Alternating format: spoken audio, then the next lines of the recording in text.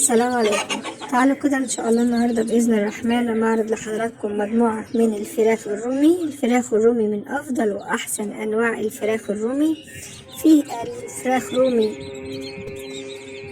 منها البرونزي ومنها الابيض في الاسود وفي الابيض في البني وفي اللون اللي هو بيكون البني. ان شاء الله الناس تتفرج على الفراخ براحتها، واللي يعجبه حاجة يكلمني بإذن الرحمن. ده الفراخ اللي هي بتكون لون بني فاتح، بس طبعا وهي صغيرة بتكون لسه يعني شكل أبيض كده.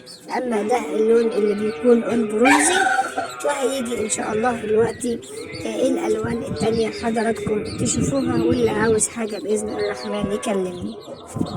متاح ان شاء الله سلالات طيبة، سلالات كويسة للناس اللي حابة يكون عندها سلالات كويسة.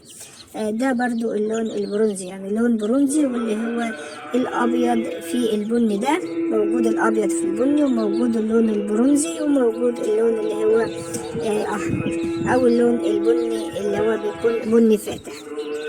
اي حد بيحب الوان معينة ان شاء الله يتواصل معايا، موجود باذن الرحمن. واهم حاجة طبعا اهم من سلالات طيبة، انتاج الاهالي ما شاء الله ربنا يبارك لعباده الصالحين.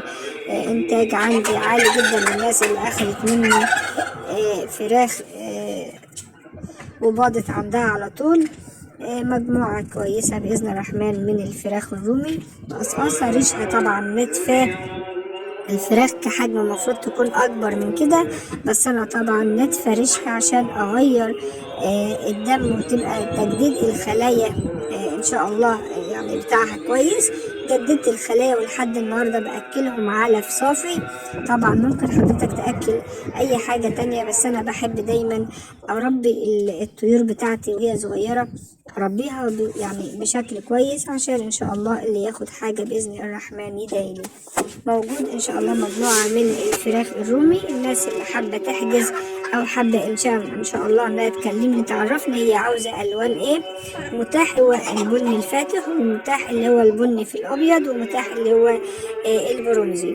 ان شاء الله اللي حابب اي لون او ما يفرقش معاه. هو بصراحه جميع الالوان كويسه، والسلالات سلالات انا مربياها على ايدي، طبعا متغذيه كويس، وان شاء الله ربنا يبارك لصاحب النصيب. الفراخ كلها فراخ كويسة، وان شاء الله يعني بصراحة اللي حابب يتواصل معايا حاجة كويسة وحاجة على الطبيعة زي ما حضراتكم شايفين، حجم وصحة بإذن الرحمن.